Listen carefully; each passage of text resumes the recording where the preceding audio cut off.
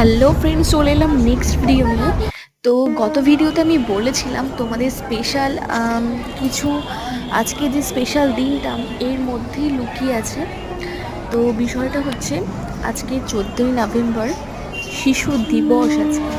তো তোমরা বলো তো, বাড়িতে ফেরার পথে কম বেশি সব বাবা মায়েরাই চায় মানে তাদের সামর্থ্য অনুযায়ী বাচ্চার জন্য কিছু না কিছু নিয়ে যেতে।